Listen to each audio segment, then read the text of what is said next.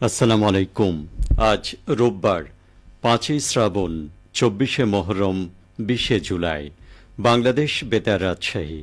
স্থানীয় সংবাদ পড়ছি আব্দুর রহমান মাসুম। রাজশাহীতে বাংলাদেশের পার্বত্য চট্টগ্রামের সম্ভাবনা ও চ্যালেঞ্জ, সচেতনতা ও সম্পৃক্ততা শীর্ষক সেমিনার অনুষ্ঠিত হয়েছে। গতকাল রাজশাহী বিশ্ববিদ্যালয়ের সিনেট ভবনের মিলনায়তনে সিএইচটি রিসার্চ ফাউন্ডেশনের উদ্যোগে এই সেমিনার অনুষ্ঠিত হয়। এতে প্রধান অতিথি ছিলেন রাজশাহী বিশ্ববিদ্যালয়ের উপাচার্য প্রফেসর ডক্টর সালেহ হাসান নকিব। স্বাগত বক্তব্য দেন সিএইচটি রিসার্চ ফাউন্ডেশনের চেয়ারম্যান মেহেদী হাসান পলাশ। রাজশাহী বিশ্ববিদ্যালয়ের রাষ্ট্রবিজ্ঞান বিভাগের অধ্যাপক ডক্টর তারেক ফজলের সভাপতিত্বে এবং ডক্টর ফজলুল হক তুহিনের সঞ্চালনায় সেমিনারে মূল প্রবন্ধ উপস্থাপন করেন সাংবাদিক ও গবেষক সর্দার আব্দুর রহমান। আলোচক ছিলেন রাজশাহী সিটি কর্পোরেশনের সাবেক মেয়র মোসাদ্দেক হোসেন বুলবুল, সাবেক উপাচার্য ডক্টর শাহাদাত হোসেন মণ্ডল, ভূ রাজনীতি ও নিরাপত্তা বিশ্লেষক অধ্যাপক ডক্টর শাহাব এনাম খান ও রাজশাহী আইনজীবী সমিতির সভাপতি আবুল কাশেম। বক্তারা বলেন, পার্বত্য চট্টগ্রাম অঞ্চলে বসবাসরত উপজাতীয় জনগোষ্ঠী সহ দেশের প্রতিটি নাগরিকের মৌলিক অধিকার নিশ্চিত করা রাষ্ট্রের দায়িত্ব। ভূমি বিরোধ সহ অন্যান্য দীর্ঘমেয়াদী সমস্যার সমাধানে আলাপ আলোচনার মাধ্যমে সমঝোতার পথ খোঁজার আহ্বান জানান তারা। জুলাই আগস্টে শহীদ হওয়া নেতাকর্মীদের আত্মার মাগফিরাত কামনা এবং আহতদের সুস্থতা কামনায় বগুড়ার শাহজাহানপুর উপজেলা ছাত্রদলের উদ্যোগে দোয়া মাহফিল অনুষ্ঠিত হয়েছে। গতকাল সন্ধ্যায় শাহজাহানপুরের ৯ মাইলস্থ মারকাজ আব্দুল শাকুর হাফিজিয়া কওমি মাদ্রাসা ও এতিমখানায় এ দোয়া মাহফিল অনুষ্ঠিত হয়। দোয়া মাহফিলে উপস্থিত ছিলেন শাহজাহানপুর উপজেলা ছাত্রদলের সভাপতি আবদুল্লাহ বিন আয়ুব ছোটন, সাধারণ সম্পাদক মেহেদী হাসান অভ্র, জেলা ছাত্রদলের সহ সভাপতি আহসান হাবিব, যুগ্ম সম্পাদক জেহাদ হোসেন ও ইনসান আলী। দোয়ায় জুলাই আগস্টে শহীদদের আত্মার মাগফিরাত এবং শহীদ রাষ্ট্রপতি জিয়াউর রহমান, আরাফাত রহমান কোকোর আত্মার মাগফিরাত কামনা করা হয়। একই সঙ্গে বিএনপি চেয়ারপারসন বেগম খালেদা জিয়া ও ভারপ্রাপ্ত চেয়ারম্যান তারেক রহমানের সুস্বাস্থ্য ও দীর্ঘ আয়ু কামনা করে মোনাজাত করা হয়।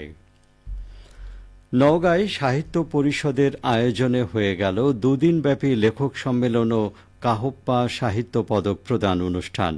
গতকাল সদর উপজেলা পরিষদ হলরুমে সমাপনী অনুষ্ঠানে প্রধান অতিথি ছিলেন জাতীয় প্রেস ক্লাবের সভাপতি কবি হাসান হাফিজ। এই সম্মেলনে দেশের বিভিন্ন জেলা থেকে শতাধিক লেখক ও সাহিত্যিকের আগমন ঘটে। দুদিনব্যাপী আলোচনা সভা, কবিতা আবৃত্তি সহ বাংলা সাহিত্যের আদিরূপ তুলে ধরেন বক্তারা।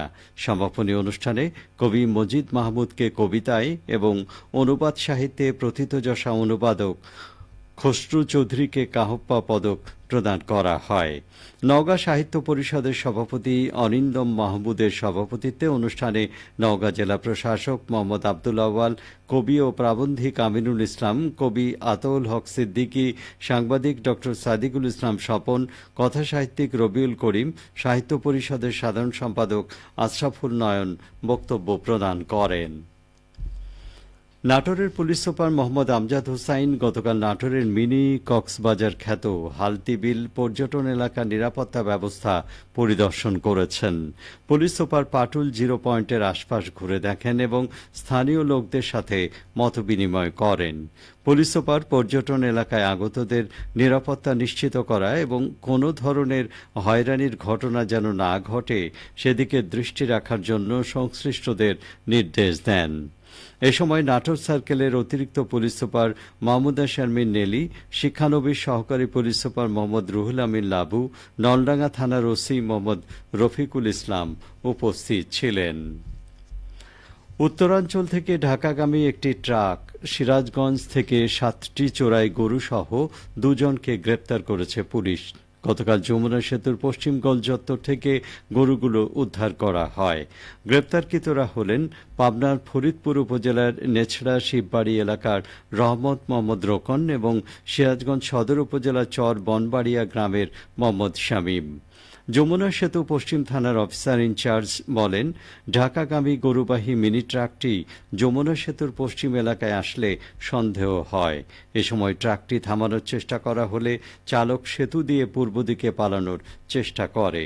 পরে ট্রাকটি আটক করে 7টি গরু উদ্ধার করা হয়। গ্রেপ্তারকৃতদের মধ্যে রোকনের বিরুদ্ধে পাবনা, টাঙ্গাইল ও সিরাজগঞ্জ জেলায় 20টি এবং শামীমের বিরুদ্ধে 7টি মামলা রয়েছে। সবশেষে আবহাওয়া। আজ সকাল 6টায় রাজশাহীতে তাপমাত্রা ছিল 27.5 ডিগ্রি সেলসিয়াস। সেই সময় বাতাসে আর্দ্রতার পরিমাণ ছিল 96%। রাজশাহী ও পার্শ্ববর্তী এলাকায় আজ সূর্যোদয় হয়েছে ভোর 5টা 28 মিনিটে, সূর্যাস্ত সন্ধে 6টা 55 মিনিটে। সংবাদ শেষ হলো।